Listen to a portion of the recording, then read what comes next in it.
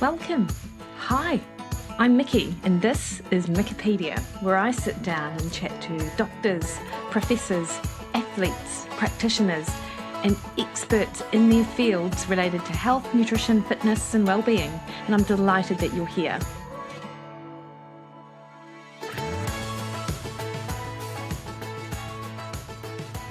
Hey everyone, Mikki here. You're listening to Mikkipedia, and this week on the podcast, I speak to a returning guest, Mark Cucuzzella, all about the importance of Zone 2 training for health and performance. We talk about what Zone 2 training is and why it's not just the domain of the athlete, and how it works to increase fatty acid uptake and improve metabolic flexibility, saving someone from an energy crisis that can occur when they are unable to burn fat. And of course, we talk through the reasons why this is so important in terms of metabolic health and is under-recognized with that regard.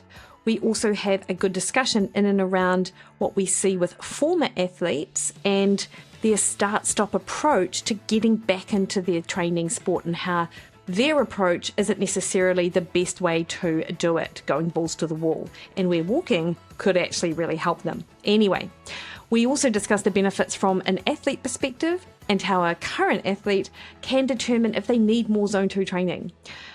We touch on the athlete heart and the latest updates around what is known with regards to cardiovascular disease risk. Now, as I said, Mark has been on the show before. He was on episode 23, and we will put a link in the show notes to that podcast so you get more of an idea of Mark and the work that he does on a day-to-day basis. But Mark Cucuzella is a professor at West Virginia University School of Medicine. As a US Air Force Reservist, he designs programs to promote healthier and better running with the US Air Force Efficient Running Project. Mark has presented running workshops on over 50 military bases and has been a national level masters runner, having competed for over 35 years with more than 100 marathon and ultra-marathon finishes under his belt.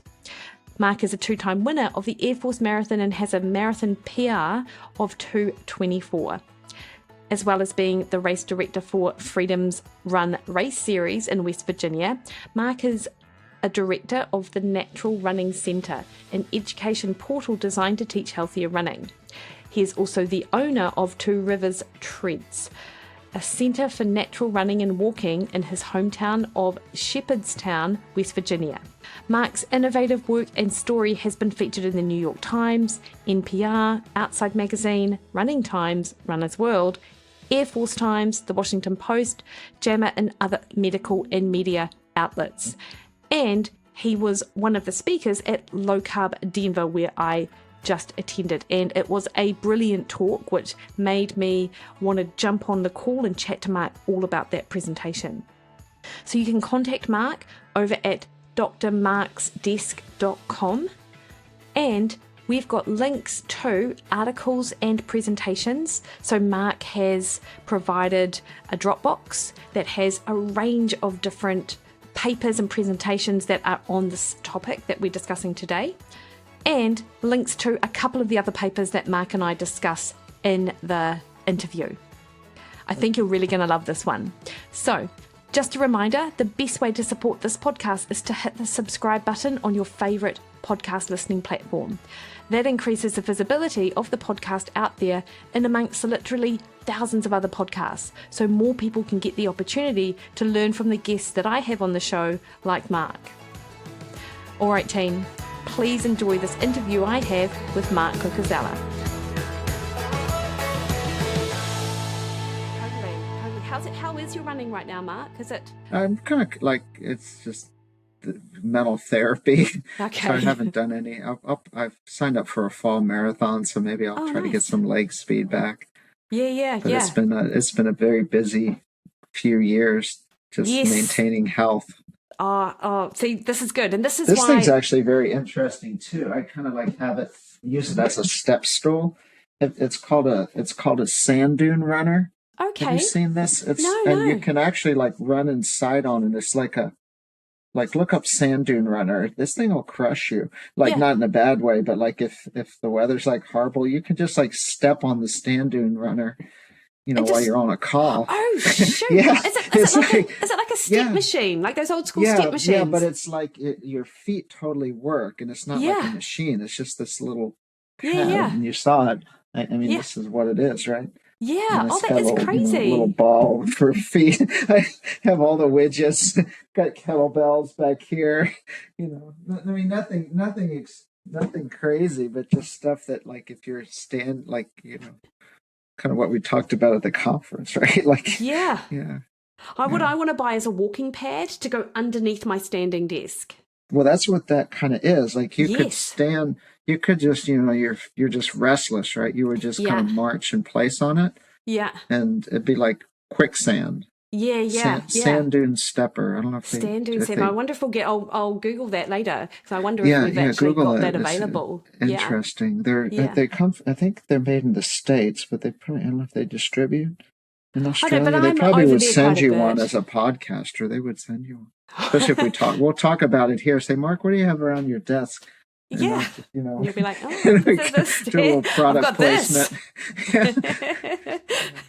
So, Mark, it was great to see you at Low Carb Denver, and I wanted to get you to come back onto the show to sort of talk specifically about Zone 2 training, and not necessarily just for athletes, but I absolutely want to cover the applicability of it, obviously to the athletic population, but also Gen Pop, because during that Sunday session, there was just a really good discussion as to how important that aerobic based training is for people who wouldn't even ever use the word training. So I felt like that was like a really, a good thing that we could dive into. And of course, we've talked about your introduction to low carb on the podcast before when you came on, and for those listening, I will link to our previous episode, which you were one of the first people actually that I interviewed, so that was a real treat.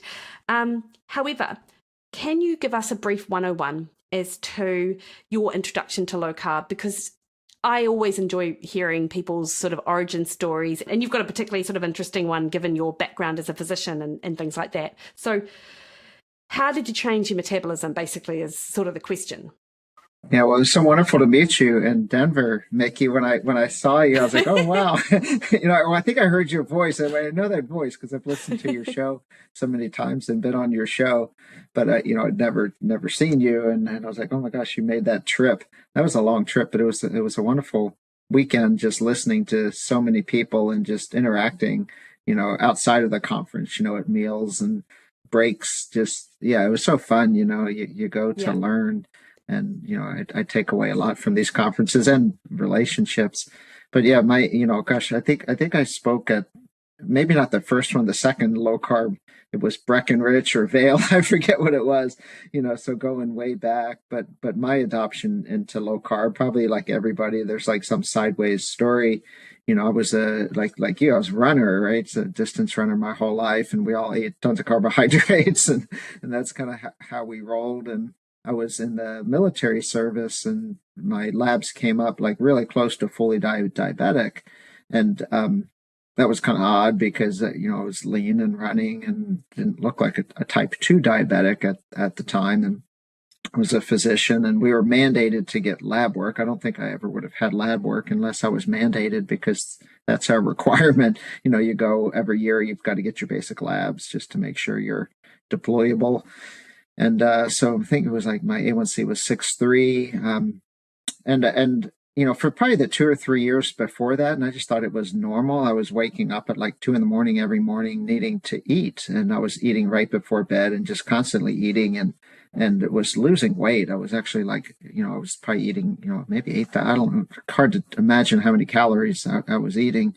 And I thought it was just because I was running. But then, the GP, looked at me and they said, this is kind of odd that this, lean guy is diabetic and sent me over to the endocrine clinic. And I was a family doc, fully trained, and I never had ordered a C-peptide on a patient. I had to go look up what that was, because I mean, knew it had something to do with insulin. Here I'm a full doctor and telling people to, eat less and exercise more to lose weight and all this stuff that we know now is from your show. And there's way more to the story. But my C-peptide came up at like 0.3, which is making just a little like marginal amount of insulin to not be on insulin. But I was so massively insulin sensitive that little bit of insulin and what was called a second phase insulin response would kick in and crash my sugar.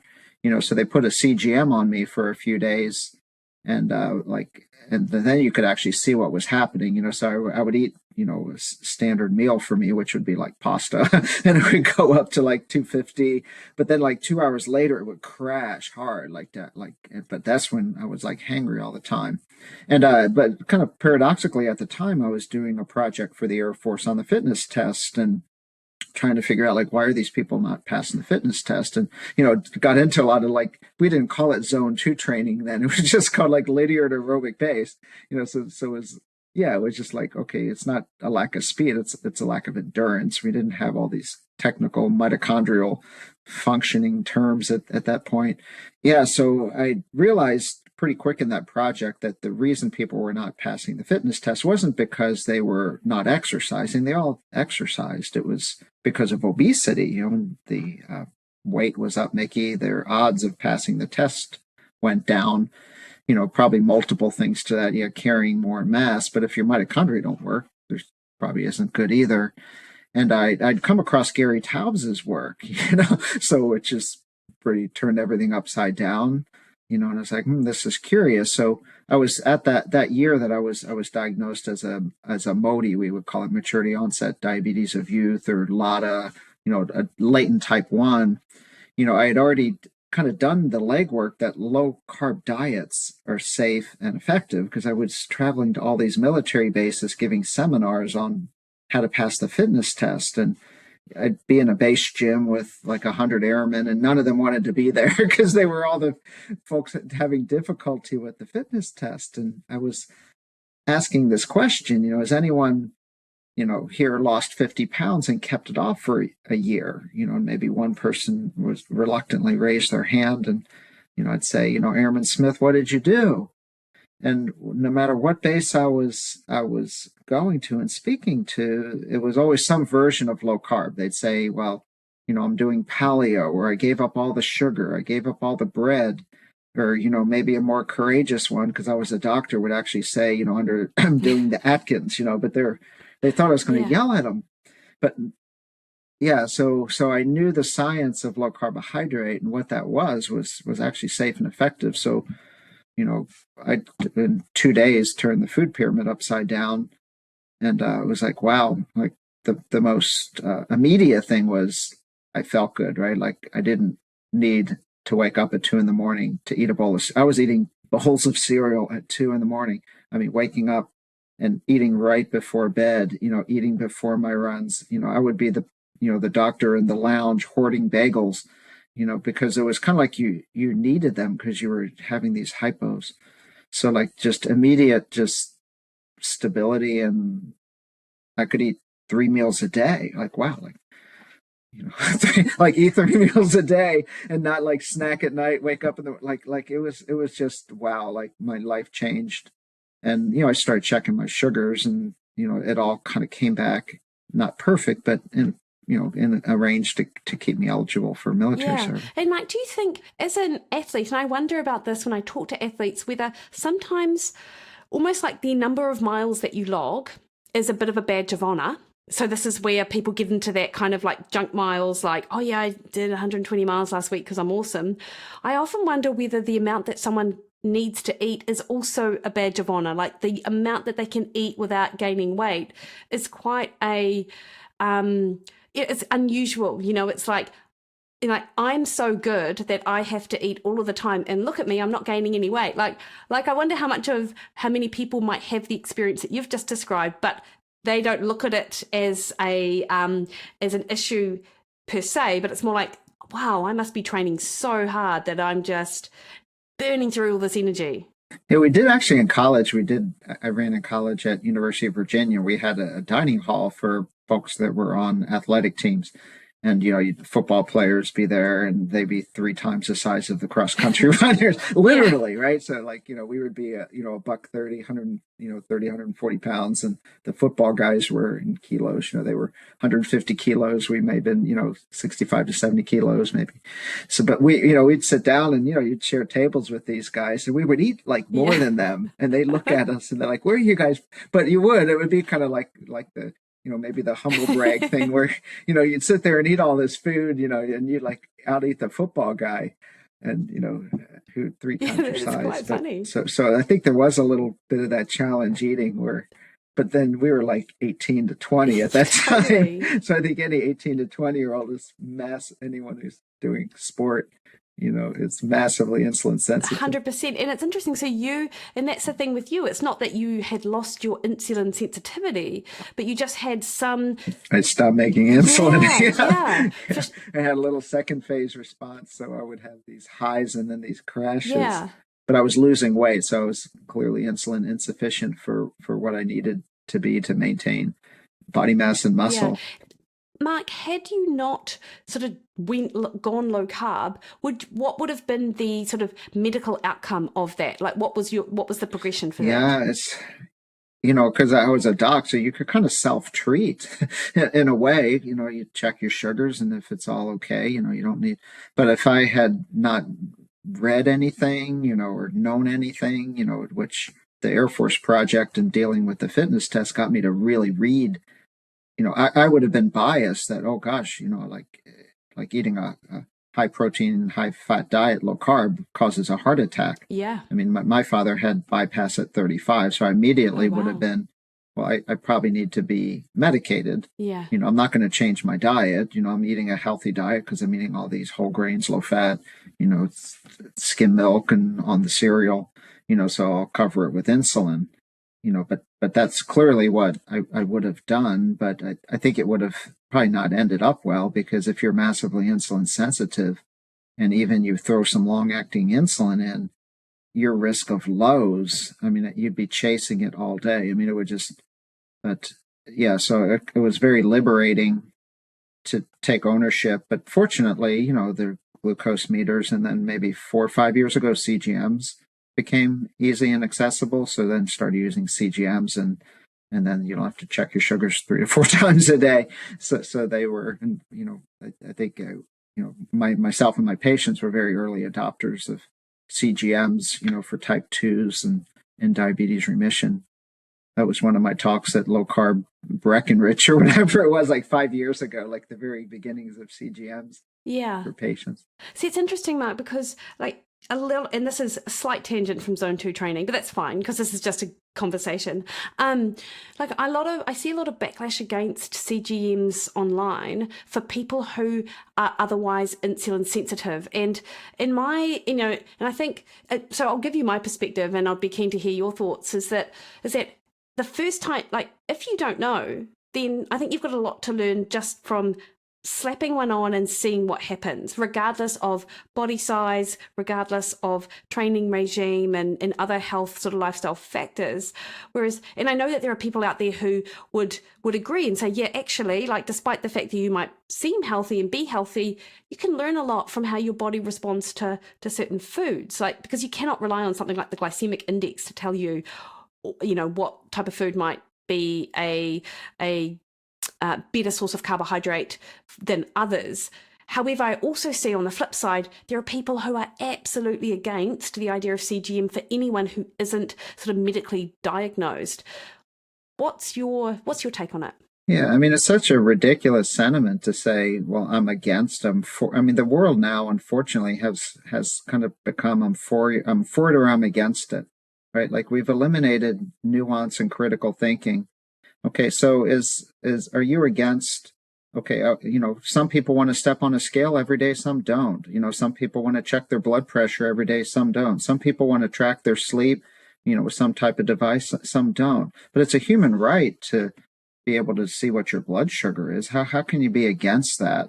And I think anyone who's using one of those probably needs to have someone, a good quality health coach, an RD, someone like yourself who understands, like, why are you using it? What information are you getting? So I can help you interpret that information. Okay, is this signal or is this noise? Is there something there? So it's called a straw man argument. So someone's saying, I don't think someone should use a CGM because I had one patient one time who put one on and developed an eating disorder. I mean, that's just a silly statement to say. I mean, people are developing eating disorders all the time with or without CGMs. So you can't blame the C. Maybe that person had an eating disorder and put on a CGM. So, I mean, it's just now, you can go into any pharmacy. I mean, the more people are using glucometers now without diabetes just to understand blood sugar, because they're self-empowered, right? They want to know what's going on. Yeah. We did a small pilot study using CGM for new diabetes patients, right? And part of the title of the article was empowerment, empowering patients to understand.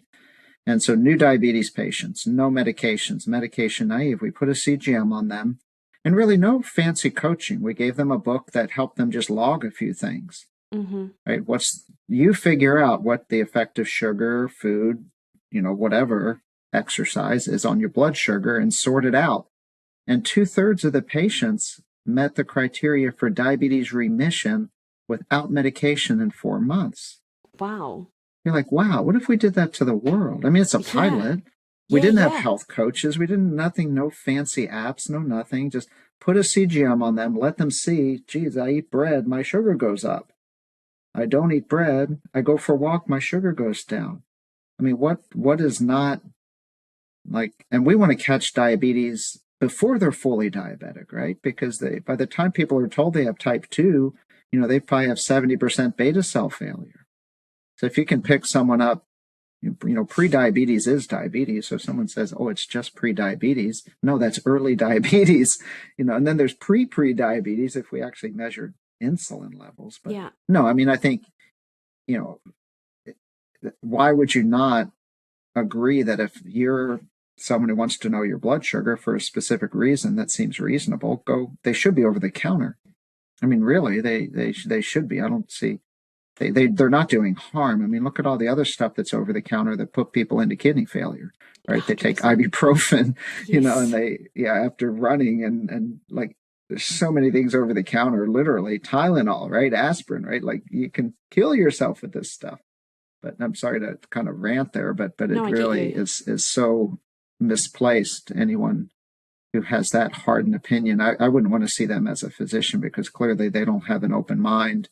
And it's called shared decision making. So if you came to me, Mikki, and said, these are the reasons I want to use a CGM for 2 weeks, 4 weeks, I'm training for Ironman. I just want to see, I'm trying to get stable blood sugar. I'm trying to figure out, how many carbs per hour. Like, sure, what harm are you going to do by putting a little device on your arm that, breaks the skin a little bit, but there's no risk in the device at all. And that's where I see a utility for an athlete actually is less about what's going on during training, because I feel like you don't really get that much information if you're out there on a ride. It's not going to tell you X number of grams of carbohydrate that you need to be sort of eating. So I see less of the application during training and more about that day to day, like how the energy is through the day, because particularly if people listened to your story, Mark, and went, shit, that's me. That's how I am. I'm hungry all of the time. Like using a CGM could be quite a good way to understand how to balance a tool your day to help sort it out, right? Yeah. There could be multiple things. Let's look at your CGM. Oh, wow, you're hungry when you're crashing,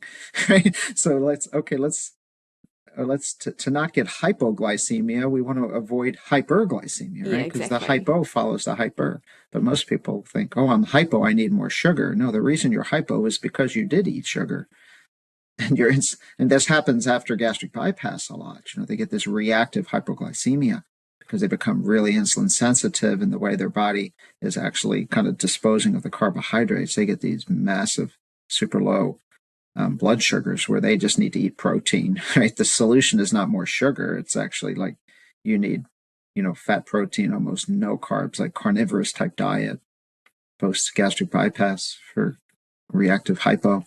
Yeah, that's interesting because that's I see a lot of clients actually, and they are exactly that, like post gastric bypass, and their sort of original diet prescribed is in fact a high protein sort of. And it's never sort of sold as a low carb diet, but it's always sort of promoted as a high protein diet. Yeah, so it's like protein shakes with like 4 grams of carbs, Yeah. pre and post gastric bypass. Yeah, interesting. So, Mark, let's talk then about zone 2 training. So, obviously changing your diet is one way to change your metabolism, but through aerobic training, we can essentially make some great inroads as well. And so can we start by even sort of, first, what are the zones, if you can sort of start there, and then why it might matter?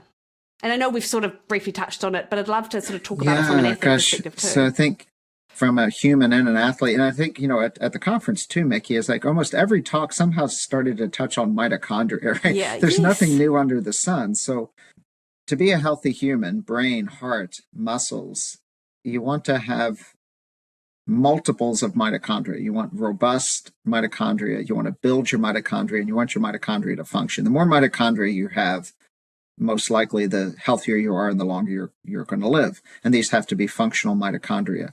So the mitochondria are mostly in our what are called the type 1 fibers, the slow twitch fibers, the red meat fibers. These are robust in mitochondria. Your heart's loaded with mitochondria, your brain's loaded with mitochondria, but in the muscular system, they're going to be your slow twitch fibers.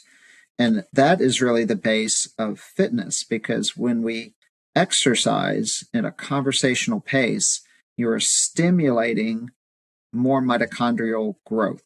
So generation of more mitochondria and generation of capillaries. So the capillaries are the roads per se, and the mitochondria are the energy factories.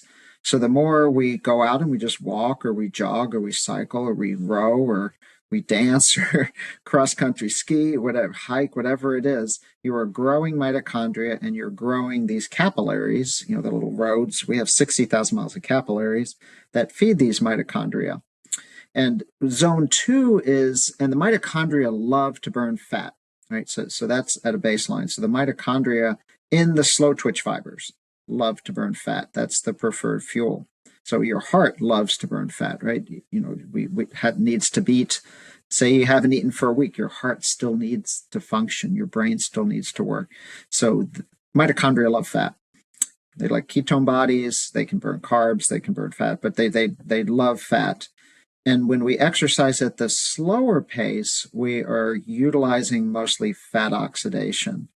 And as soon as you kind of cross a line, like you're going out for a run, right? You're kind of starting now to get a bit more winded. You're kind of shifting out of zone 2 into what is called zone 3, which is you're recruiting some of these more faster twitch fibers. And these are more glucose burning fibers. So if we need energy right away, you got to get up the hill, pass a car. If you're a car, it's like the gas and the electric, right? You've got this gas tank, but you got this big electric battery. That's when you're shifting into this next gear.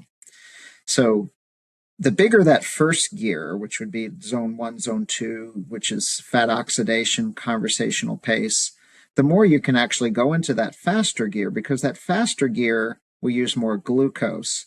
And the byproduct of glucose utilization is lactate, we would call it. So lactate is a form of fuel. Now, if you don't have a robust mitochondrial system, that lactate is associated with a hydrogen ion. So everyone probably has experienced where their muscles just kind of want to shut down, right? You sprint a quarter mile and we call it rig, rigor mortis, basically. You get acidic. So it's not lactic acid per se, it's you get an acidic environment. So if you're starting to use a lot of glucose and you can't buffer that lactate, which is built with the glucose, you're gonna be limited. You're gonna just basically shut down. But the bigger that mitochondrial machine is, the bigger those type 1 fibers are. So they call it the lactate shuttle. So it's like a little shuttle bus. So if you've built all of this endurance training, these really robust slow twitch fibers, then when you need to inject the gas and you produce the lactate, it's actually shuttled back into the slow twitch fibers and can become fuel. But if you haven't built up those slow twitch fibers, it becomes acidic. And so and this goes back to, back in your country, like Arthur Lydiard. So this all goes, Phil Maffetone. So this all goes back. Arthur Lydiard didn't understand what George Brooks did and Inigo Samalan and all the, CPT transporters and all this stuff. But he knew that without the endurance training, they couldn't do hard training. So they would do in the off season just tons of endurance training. And when they felt flat, like when he sensed that the athletes were just kind of flat, like their fuse was kind of burnt, he would just send them out to do easier running for, 3 days, 5 days a week.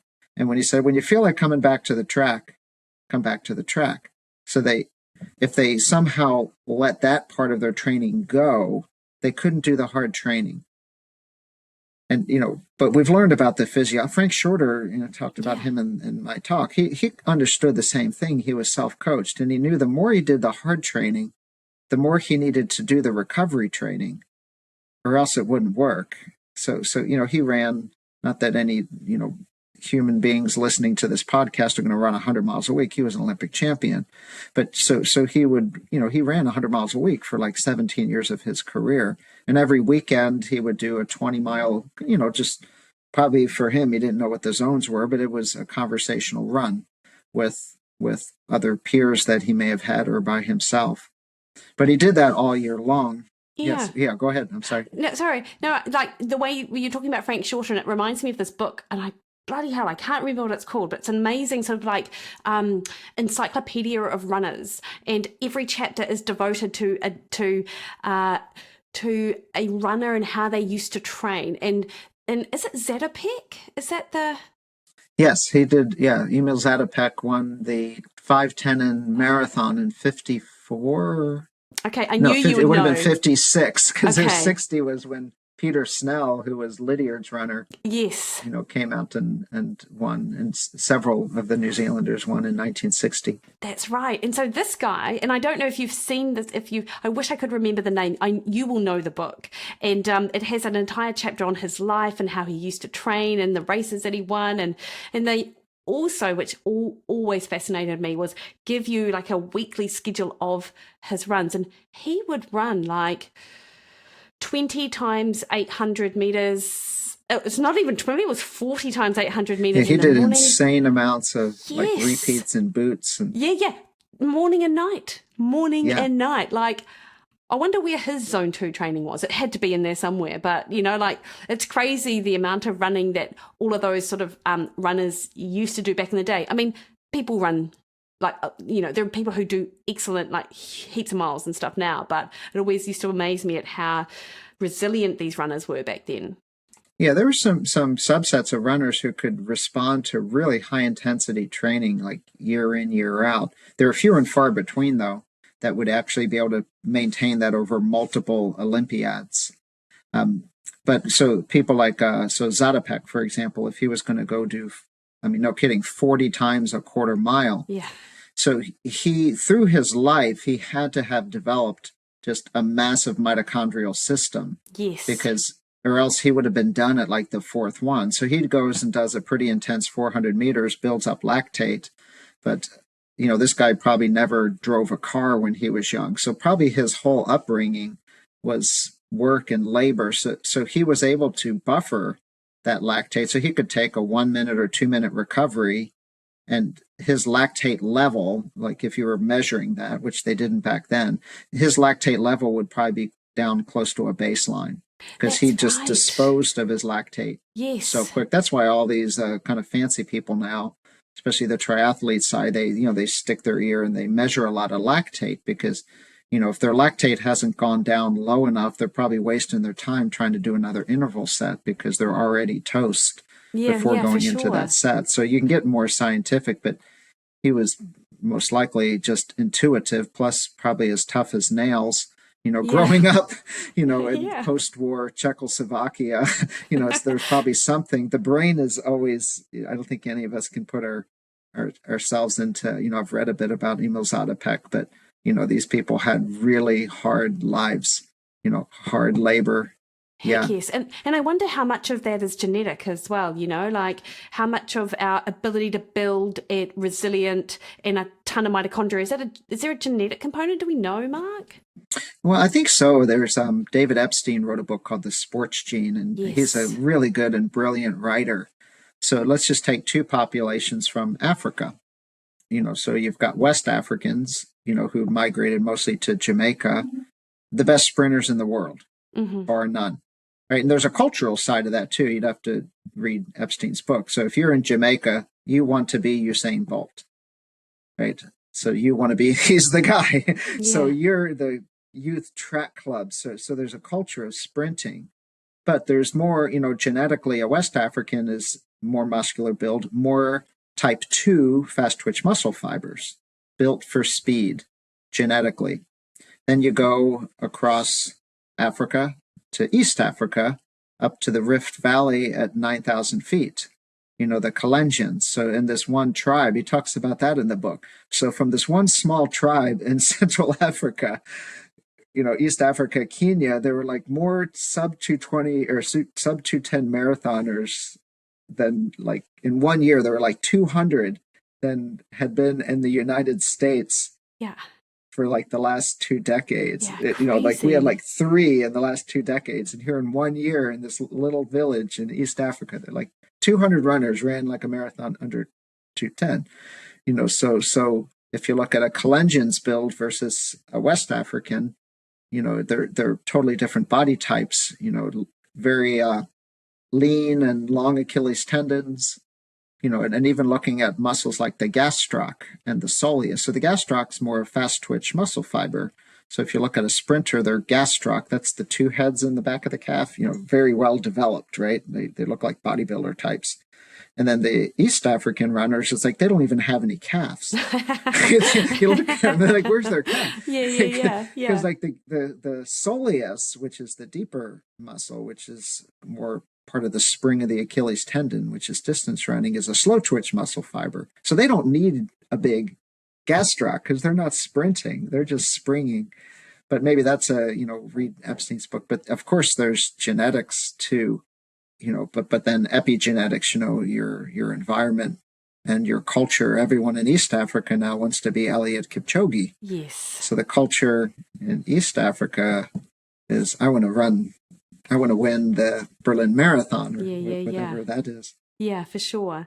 And so, mitochondria is a bit of as you said in the conference, it came up quite a bit. And I also now see it out there on sort of social media, and it's certainly in that public sphere as well. But I think that a lot of people who might be falling into the camp of not necessarily athlete, but sort of that gen pop who are just unfit, I don't know how much they would think about the way that exercise can improve mitochondria, the way, that they might be well familiar with the Michael Mosleys of the world who are like, take an ice bath, improve your mitochondria, like that sort of hacking your mitochondria, these sort of short, sharp, it's not that they're not lifestyle, but they're almost like quick fixes, whereas what we're talking about is pretty simple and actually possibly more, we know so much more about how effective it is too. Yeah, there's so many different nuances there. So I think, the one paper that I've read and got maybe some other folks have read this on your podcast, is there's a paper by George Brooks, who 30 years ago really had this lactate shuttle model, and Inigo San Millán, who trains Tour de France riders. So he's an exercise phys professor at CU. But showing the difference in what happens in the mitochondria between a metabolic syndrome patient and an elite athlete. So so let's just take the muscle cell and the fat droplets in someone who has metabolic syndrome, obesity, diabetes. So there's all these fat droplets in the muscle cell. Now, these fat droplets in the sick patient are dysfunctional. So they're ectopic fat, it's inflammatory fat. The mitochondria don't use them. They release a lot of inflammatory markers. So they can't really be used as fuel because the mitochondria are dysfunctional and the fat droplets are also dysfunctional is probably not the word, just atypical. They're not physiologically optimal normal fat cells. So they're going to create a whole inflammatory cascade. So there's multiple arms, multiple levels of dysfunction. And that need to be fixed to return to factory settings. So we want to compare factory settings would be, okay, what is the physiology of an elite athlete, right? They have the perfect mitochondria. They can eat carbohydrates, right? They can eat fat. They have perfect mitochondria. So the fat droplets in someone who's well and fit and athletic, these fat droplets, so we can use fat for fuel. Now, the most readily utilizable source of fat is sitting right in our muscles.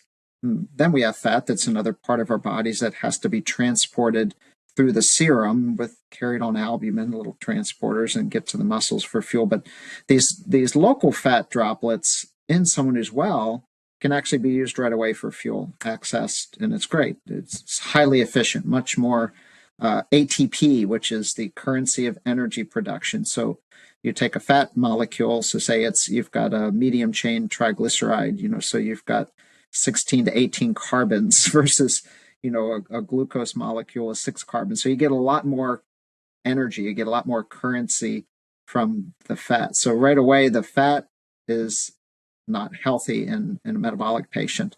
And the other thing that happens right away in someone who has diabetes metabolic syndrome is when they go exercise. So when lactate goes up, so when our mitochondria don't work, as we talked about before, Mikki, so when our mitochondria are dysfunctional, we're burning sugar and the mitochondria don't work. So we're producing lactate, which is associated with an acid. And that lactate level goes up because we can't clear it. The shuttle's not there. The type 1 fibers aren't there. So we just build up lactate. So as soon as that lactate goes up, it shuts off fat oxidation. So the sick patient gets off the couch and their lactate goes up right away. So it's a paradox. So and then they're told by, they just read an article in the New York Times that they should do 7 minutes of high intensity and it's a way for them to get fit. But it's no, it would crush them. Maybe if you're already fit, you could do that. But if you're not fit, it's going to be a miserable experience because as soon as and you want to burn fat for fuel. So a healthy human, whether you want to lose weight or not, needs to be able to use fat for fuel. That's just a healthy way to live. It's called metabolic flexibility. So to train that, at least in my opinion, I guess, in 20 years, maybe we'll know more. You go out for a jog and it feels pretty good, right? You're I'm happy. My brain's happy. You're getting positive hormones because your mitochondria work. But, I'm going to tell my diabetes patient to go run, jog. It sucks for them right out the door, right? 100%. It's 100%. This sucks. But you're well, you're just going slow. Just suck it up, Buttercup. Go a little more. But no, so I think we need to tell those people to slow way down. Yeah, for sure. Right, but fix the diet, because the diet's going to help with their whole fat adaptation, ectopic fat. So they need to fix the diet, but go walk. Just go for a walk or an easy swim, a gentle bike ride, right? Not head down, right? Just get the cruiser bike, right? Yeah. Just get off of your Strava or whatever the heck it is. Just go conversational pace. Yeah. And as soon as they're breathing heavy, stop. Yeah, because they're building up lactate. Yeah. So, Mark, when you were talking about this in your talk at Low Carb Denver, the people that I had in my head weren't necessarily the people who had always been inactive. In fact, the people I were thinking about were former athletes. And these are the people who I see and are mates with, who have done Ironman once or used to be a runner and now they're not. When I say now they're not, what I mean is now they're, either they've got a family now, they've got more job responsibilities, they want to train, but they don't do it on a regular basis. So what they do is they once or twice a fortnight jump on Zwift and they do a Zwift race, and then they're so buggered from it and they aren't able to recover that they then do nothing for the next 4 or 5 days, and then the next thing they try and do is the Zwift race again. And I see it and I think, my goodness, the problem is that you are that you are identifying with the athlete you once were, and it's not that they're not an athlete, but they're just they're no longer that competing, regularly active individual that they used to be. And they're almost doing themselves a disservice because they haven't had that factory reset that you were talking about, and they need it. Yeah. I don't know if you use the same terminology, Mikki, in New Zealand. They're type A, right? Yes. The type A people, right? Yes, they are. Yeah. And I think if you're coaching a type A person, like the people that are, like, you could take athletes, and people are either horses or mules, and it's fine. You could be one or the other. You just have to understand who you are. The people that are like the Ironman triathletes, college athletes, they're horses, right? That's why they're doing that stuff, and they will run till they break. And then the mule, as soon as they get a little uncomfortable, they slow down. So they're fine. You don't need to give them any advice at all. They're good to go. They're going to live long. Their mitochondria are fine. They're not going to win the Boston Marathon, and they're not going to finish an Ironman, but they could care less. They're just fine. Yeah. They're healthy humans. So it's the people that really do have that, like, data, and I think all these, I'm not on Strava. I don't track anything, because I think it just puts this, you don't need that. But I think, if you're advising them, you have to give them permission to slow down and convince them that that's important. You're going to have to do that. I mean, Phil Maffetone with Mark Allen, back in the 80s, you got to, and he was like Yoda, right? So goes and seeks his advice. Mark, you got to slow down. And, he's like Yoda. So Mark didn't challenge him. He's like, he listened to the logic about it and said, okay, I'm going to go do that. Yeah. And it was great. It's like the hero's journey, right? Yeah, what you're doing, and you go seek the wisdom, and then you go back away, and then you come back, and you've just discovered something. Yeah. And you don't start but that's what really those folks need to do. And there's so many people, I think, that have done it. They were broken, and then whether they're age groupers or high level, right? They'll go kind of do a Maffetone style block for 6 months. Slow down, eat better, eat clean, build their mitochondria, whether it's heart rate training, something to act as a governor to make them not go faster. The type A's need a governor. They need something to beep and yell at them to slow down, or else they won't. I agree with you. Then in 6 months, they would be able to, but it takes time, and it's priorities. If people have 3 kids, a job, and they want to, complete the Ironman at an age group record, it's not going to fit. I mean, someone explained this to me one time. I heard it in a talk. Like, you've got 10 cards that, you got to play those 10 cards, no more, no less, right? So you've got to, you've got your family, you've got your job, you got to recover, and you got to exercise. And maybe you've got some recreation or other things. So you can't make cards up. Well, I want to play 5 for exercise and 3 for recovery, but I got a job and I need to sleep and I want to spend some time with my family. Like, no, you're just played 15 cards. So I think at each stage in life, you have to be a professional triathlete is playing like 5 in their training, 3 in recovery, 2 for sleep. They have nothing else going on in their life. Totally. But it's their job as well. No job, no family, nothing. So that's not that's you good. or me or anyone listening to your show. Yeah, for sure. And, Mark, I feel like there's just a almost a mental block for these people that we were describing, in that they feel like they'll get more bang from their buck because they do it less often, they should go harder. Whereas because of the state that they're in, it's that they need to change the outcome goal, I think, a little bit, because that's what they're sort of attached to. Whereas sort of building up that mitochondrial resiliency, making those diet changes, changing the way that they move, ultimately will get them to their goal in a much healthier state, and they won't get a heart attack and die. Yeah, even Lydiard, back in the day, he called is your training Giza or Pisa, right? So Pisa is the leaning tower, so if you're doing a lot of high intent, so that at the top is the high intensity, so ultimately you're going to break and it's going to fall over. But Giza is the pyramid, right? Not the food pyramid, but the pyramid, right? So that the base of the pyramid really is your health. If you're not healthy, you're going to break no matter what your training is. But it's all that zone 1, zone 2 endurance training, and then you've got maybe a little zone 3. And if you choose, if you're competitive, throw in some specificity. So timing and specificity is really important. Like your countryman Nick Willis, I think he's run a sub-4 for more consecutive years than anybody. So he'd be interesting. Like, what does he do in the off? Because that's pretty phenomenal. I think he's had over 20 years of sub-4 minute miles. I think so. Yeah. Yeah. So he's, again, like, he's been at the top of his game for a long, long time. So whatever he's doing is smart. Like the people who, at the top of their game, or Bernard Lagat was probably similar to Nick Willis. So he was, he was Kenya, then US, but he was still running, sub-4s in like his mid-40s. But, when he was in his teen, he's running like sub-4s. But he would take a month off, like completely off, detrain, and a lot of just, he knew when his season was, a lot of early endurance training.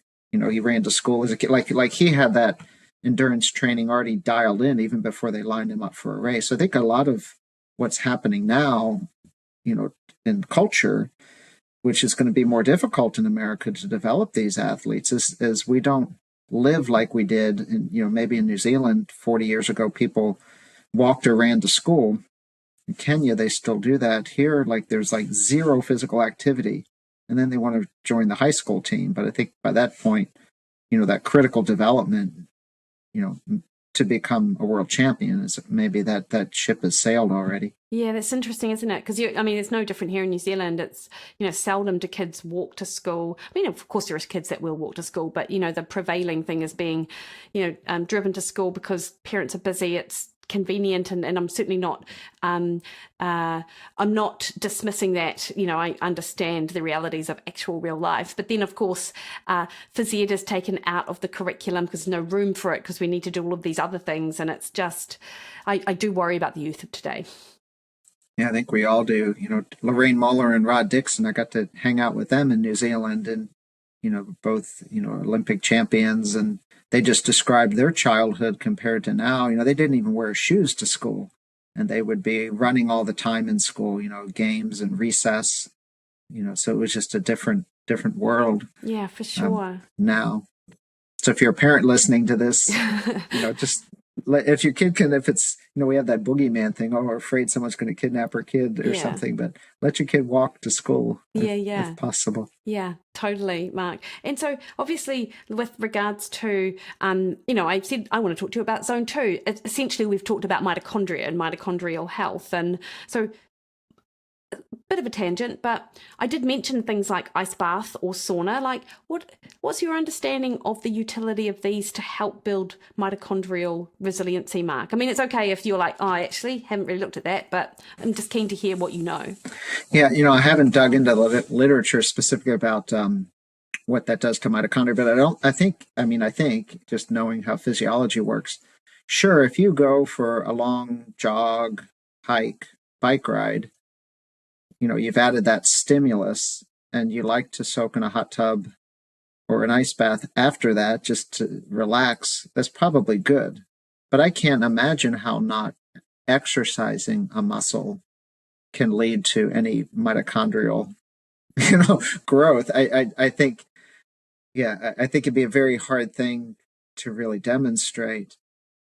But if it helps you recover from your activity, right? So you can go out and get a little bit sore, go, whether it's a sauna or hot tub or ice bath, there's really like no specific best way. It's like whatever you feel good. Recovery is for you. What recovery is recovery. So you can go out and do something again. So stress plus rest equals growth. Yeah, for stress sure. without rest, then you just overtrain. Yeah, nice. And I know that I have a little hot tub. It feels great. For sure. I know. Yeah, I don't know what it's doing to my mitochondria, but I feel good, right? But it's really good for your recovery. Yeah. It's people have the same thing with saunas, like up in the the Scandinavian countries. Yes. But it probably does something for your mind, which is powerful too. Just relaxes you. You can't be on your cell phone if you're sitting in the hot tub. That's true. Or at least you shouldn't be. And I know, in that cold water thermogenesis, people talk about brown fat and that mitochondrial rich sort of fat, and that you can generate more brown fat from being maybe so. Maybe there is a little bit with brown fat regeneration, but most people don't want to be like freezing cold. No, I know. So I'm skinny, so like no. You're happy without. Dial my heat down at night, not jump in the freaking cold bath. And you're in West Virginia. I mean, I feel like that would be quite cold actually in general. But I also wonder how, despite the fact, yes, of course you can generate more brown fat.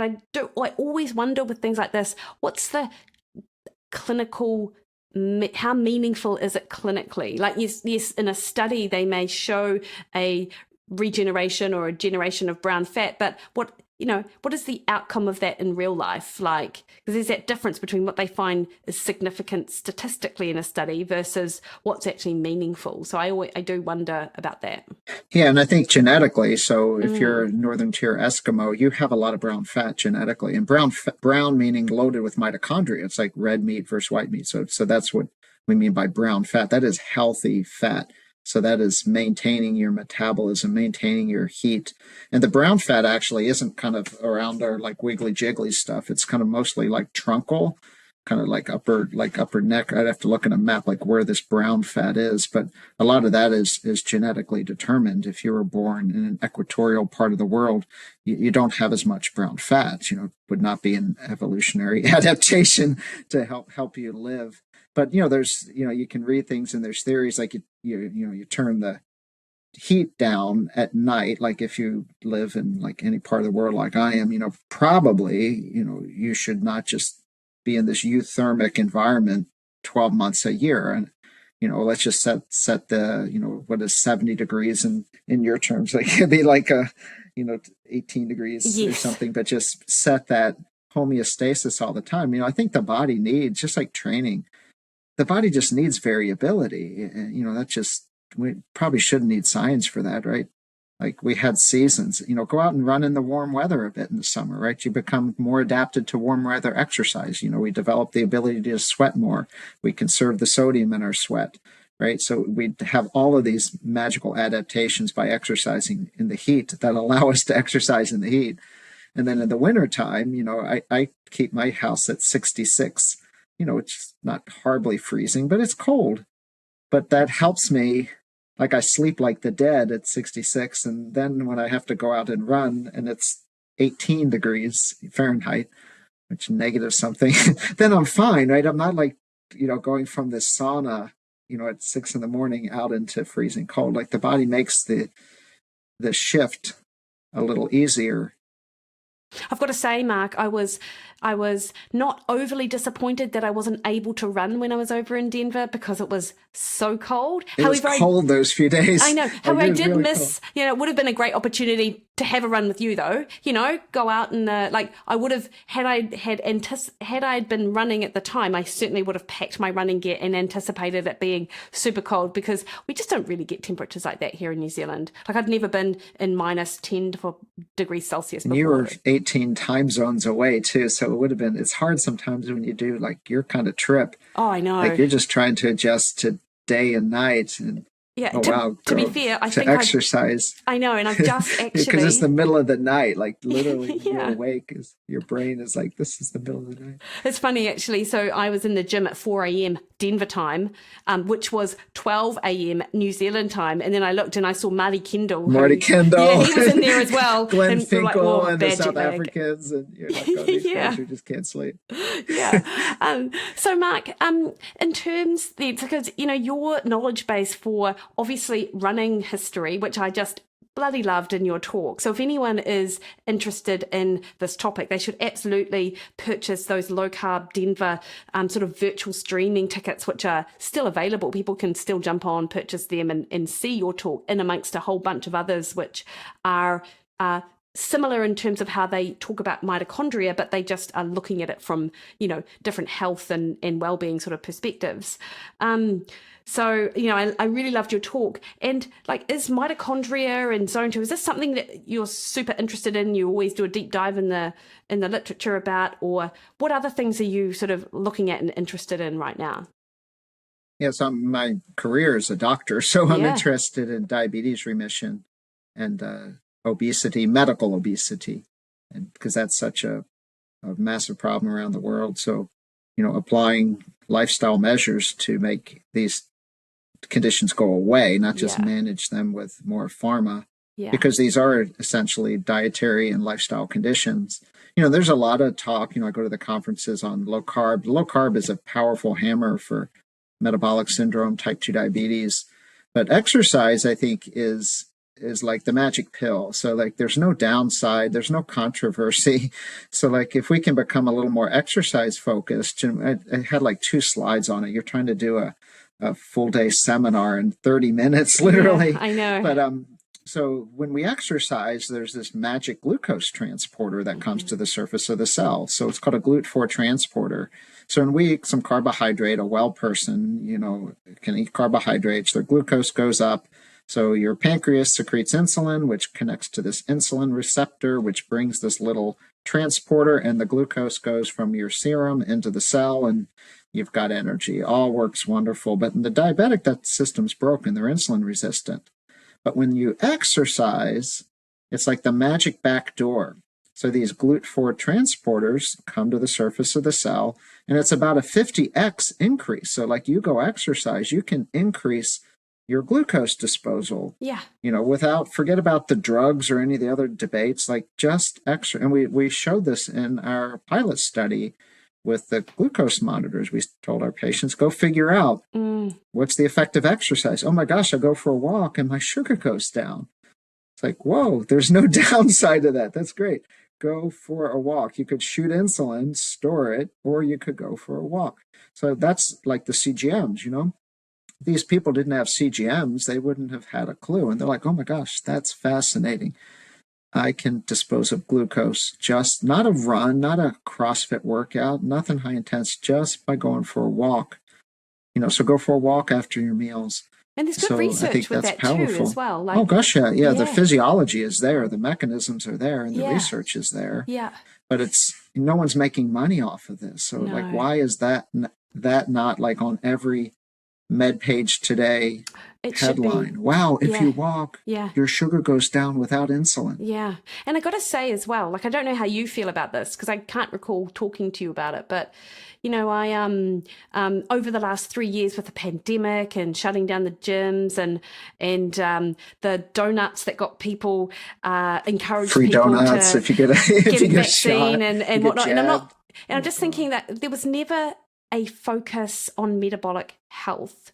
And if anything, it was almost, well, not only was it ignored, it was almost like the opposite of the type of advice that we should be giving people, because, I've heard people talk about it. Yeah, we had a pandemic and, people are saying we're still in the pandemic or whatever, but what about the obesity epidemic? What is that? At what point does that sort of Yeah, I wrote a blog, which we published on our WVU, West Virginia University, in April 2020. It was called, Is It Time to Quarantine Junk Food? And at that time, it was like a 6-page blog. I could probably find it, all the mechanisms, like this is the time, to look at this, right? Yeah. And then Nina Teicholz, who you met also, she and I put together an article. It took 9 months to get it published. Crazy. It was just like a 2-pager. Is it time to lock down sugar? Okay. Like the amount of pushback we got just to get that published. And that got published in maybe October 2020, something like that. So really early in the pandemic. But like, and there are like only a few articles out of the thousands of COVID articles that exist. Like how many were published with an action plan, right? Not just, oh, wow, all these people with these comorbidities get sicker. No, this was the action plan, right? The title, Is It Time to Quarantine Junk Food? Is it time to lock down sugar? And I can send you the link to Nina and I's article and share it. But no, it was just indeed sad. I had patients in the hospital with COVID. They had the glucose monitors on. They're texting me, and they'd be like, "Doc, they're feeding me like pasta and stuff. My sugar's 400. They're putting me on steroids. The cytokine storm. And they're like locked in. No one can bring them food, and they're literally feeding these patients stuff that's going to kill them. Right? They're like the only thing you can control is the food, right? You can't control the cytokine storm, but they were still feeding them. No, you have to have this. I mean, my patients were smarter, sad to say, than many of the doctors, because they had glucose monitors on. Yeah, interesting. And you're just like, it's insane. I had to call the hospital a couple times to say, look, can you not give this person this? And you had to actually like get in people's, get in their face a little bit, say, look, he has a glucose monitor on and you're feeding him spaghetti. Why don't you just feed him eggs and salad like he wants? Yeah. And were they responsive to that, Mark?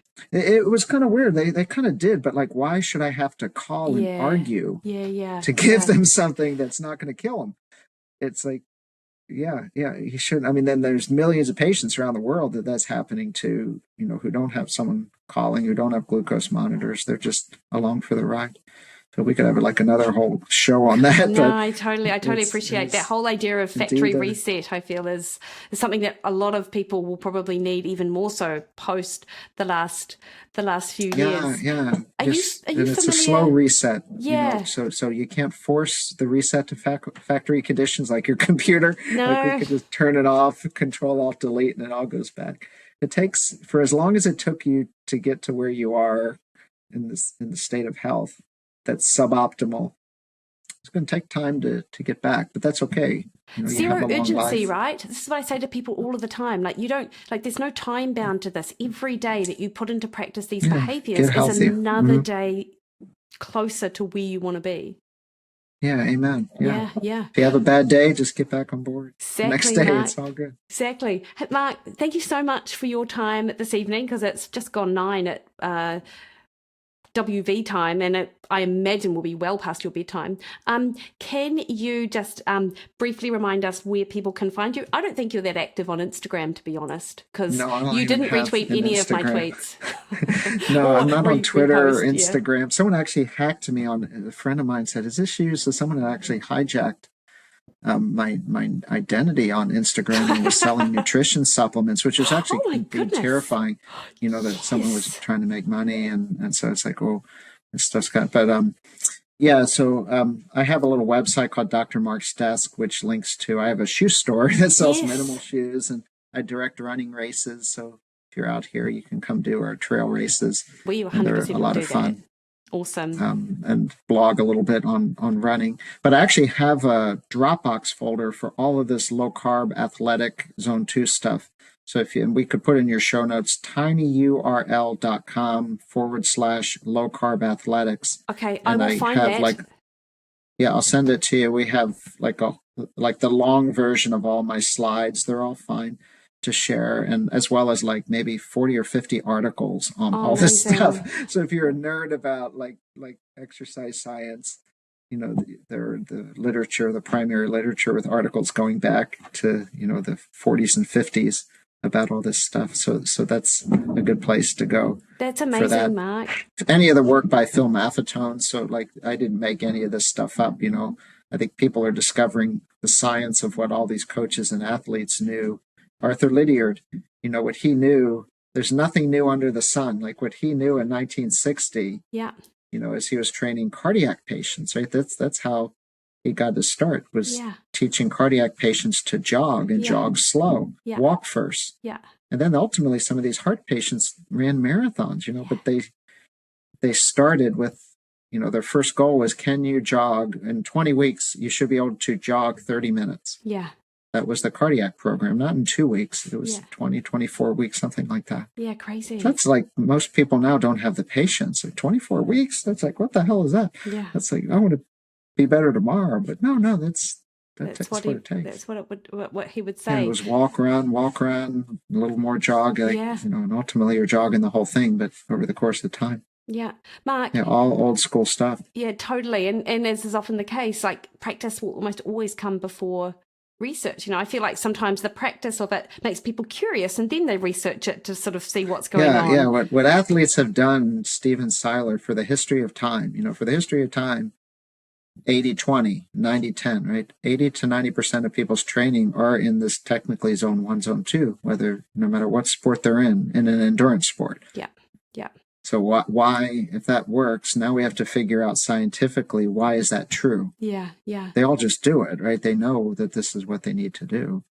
And so that's our job, is to, and then transfer that to the patients who are not elite athletes. Okay, how do we adjust these principles for the sick patient. Yeah. And that's, I think, the next frontier, is we're starting to understand a little more what's happening in the sick patient that's different. Yeah.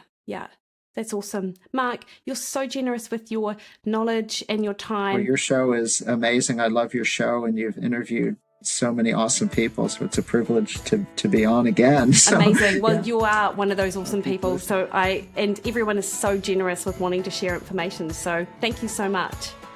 All right. Well, have a great day, afternoon, and I'll get a shower and get some rest. See you, Mark. Sweaty exercise clothes on. Nice. Okay. Bye. Bye-bye.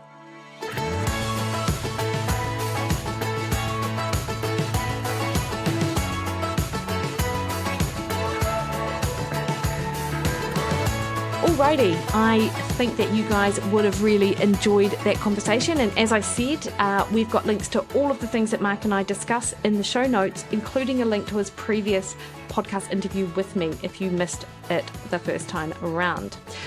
Next week on the podcast, I'm excited to bring to you the discussion that I have with women's health advocate Amber Shaw. It's a good one. She keeps it very real.